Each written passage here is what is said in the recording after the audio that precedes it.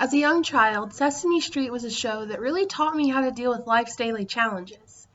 My favorite character is a little blue-haired kid named Alex, whose father's in prison. In one episode, Zoe and Rosita ask, "What's carcerated and why is your dad in it?" Alex then explains his complicated feelings.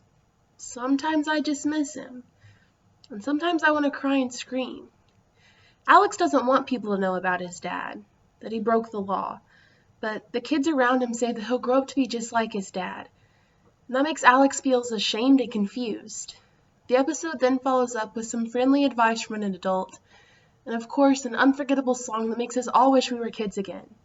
Sesame Street brings real-life issues home to so many children who face a lot of challenges.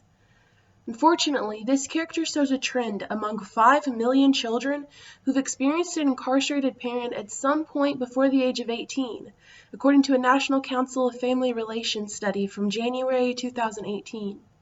Also, according to them, our country has the highest rate of incarceration in the world, as well as the highest number of children of the prison boom.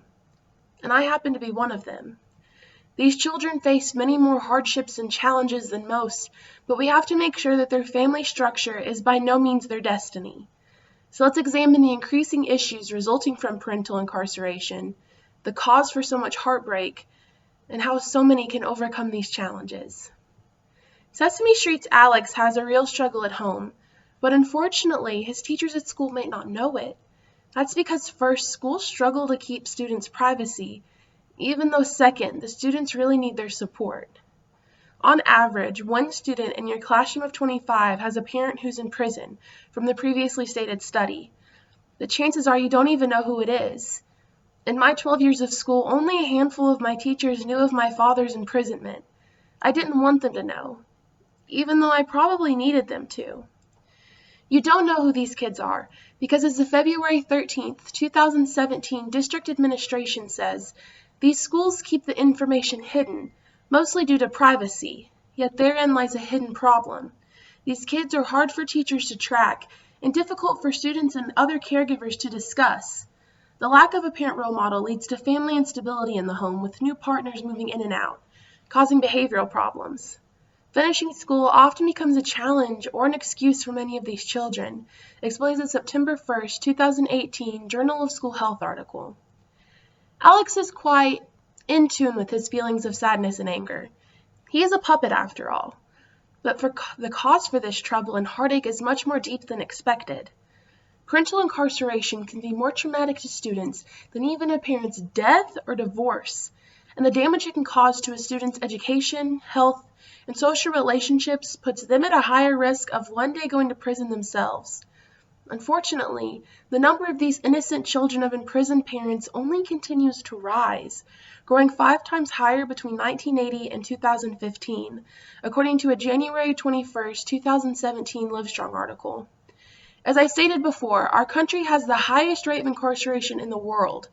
This means our country houses more inmates than some of the most dangerous places in the world. One might think that sounds like we're making this country safe, but we're punishing a very large margin of people, the families. Once someone goes to prison, there's no support for those family members left out here. A part of their family was taken away, sometimes without warning, and they have to go on as life hasn't changed. That can have an adverse reaction on a student's performance.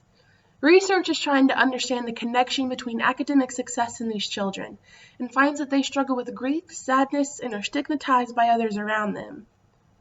But I don't need research. I lived it. You see, middle school was particularly rough for me. Students posted pictures of my dad's mugshots in the hallway, and when a substitute teacher decided to ask if my dad was the man on the news, it just so happened to be in front of the entire class. This kind of treatment can lead to depression, anxiety, and even asthma and obesity. These children will go on to have trust issues due to family instability, or quite possibly never go on to college as a result of financial problems. Most kids that have only one parent in the home don't have the same opportunities as children of traditional families. Alex is fortunate to have friends in which he can confide. It might seem that the odds are stacked against these children, but there's ways we can help them overcome their challenges. We need to make sure that innocent children who become vulnerable to the system are not left to fend for themselves in the system or with just one parent, but instead be assisted by our government. According to a 2017 Child Welfare Gateway article, the resources need to be more readily available to people when they need it most. I've witnessed firsthand how there needs to be a better support system in the school district, as well as notifying a student's teacher if they're at risk of behavioral problems, so we can get to the bottom of this issue in a classroom, rather than a courtroom later in life. Kristen Turney, a University of California sociologist, says, a large number of parents, especially fathers, are convicted for nonviolent offenses, affecting not only their life chances, but the life chances of their children. The strong links between parental incarceration and child health and behavioral problems should lead to a rethinking of sentencing policies, particularly for nonviolent offenders. We have got to advocate for these unheard children. You can be a part of changing a child's story. Literally, it's called CASA.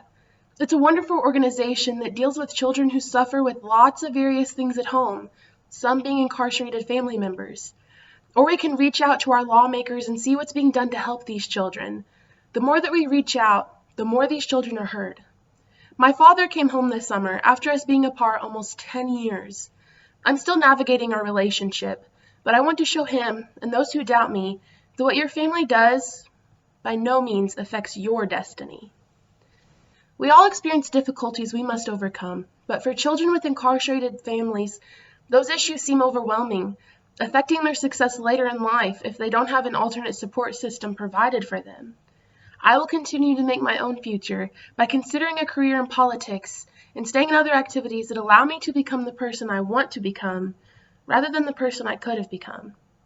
Zoe and Rosita tell Alex that they'll always be there for him and that it isn't his fault.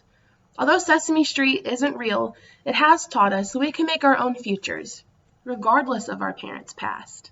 Thank you.